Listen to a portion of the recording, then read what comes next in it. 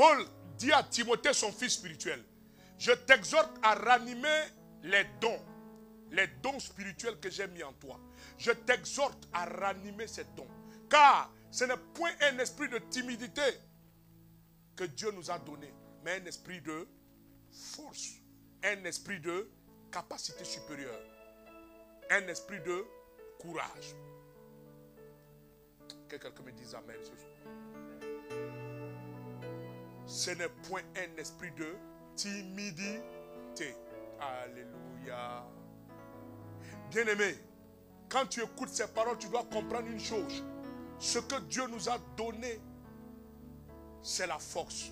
Ce que Dieu nous a donné, c'est d'aller de l'avant. Ce que Dieu nous a donné, c'est un zèle puissant et fort. Ce que Dieu nous a donné, c'est une capacité supérieure. Ce que Dieu nous a donné, c'est de gravir et gravir et gravir et gravir les montagnes.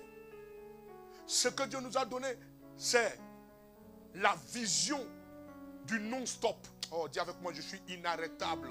Je suis inarrêtable. Je suis inarrêtable au nom de Jésus.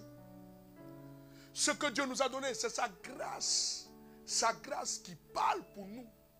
Sa grâce qui nous éclaire. Sa grâce qui nous donne la lumière de son royaume. Timothée, ranime les dons qui t'ont été donnés. Tu avais des dons, mais ces dons sont morts. Ces dons comme morts. Ces dons sont affaiblis. Ces dons sont fatigués. On voit la fatigue en toi. On ne voit plus la vivacité dans ce que tu faisais.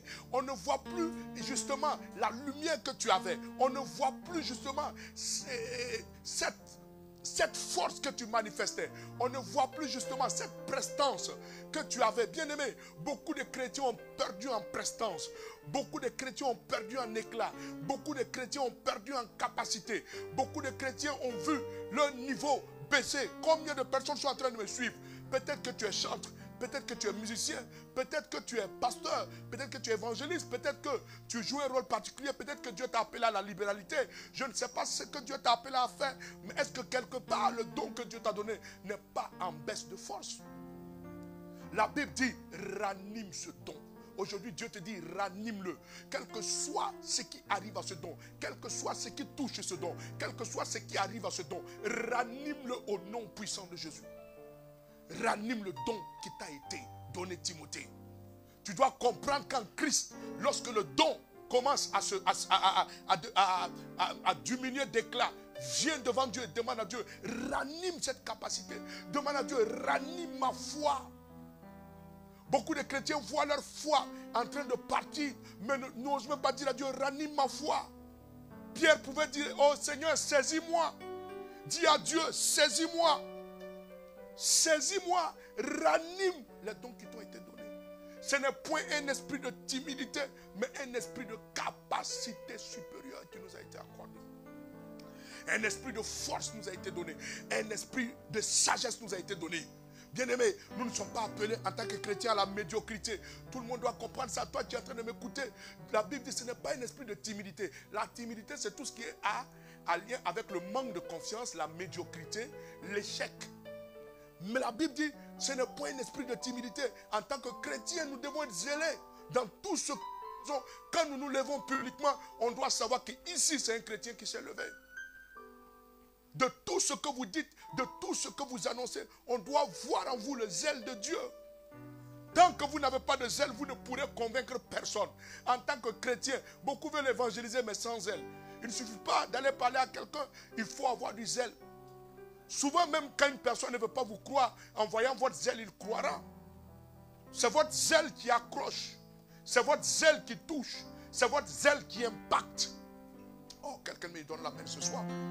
Nous avons besoin de ranimer les dons. Souvent, ce n'est pas que Dieu ne t'a pas donné un don ou que Dieu ne t'a pas donné une capacité. Dieu t'a donné des capacités, mais tu as laissé ces capacités mourir.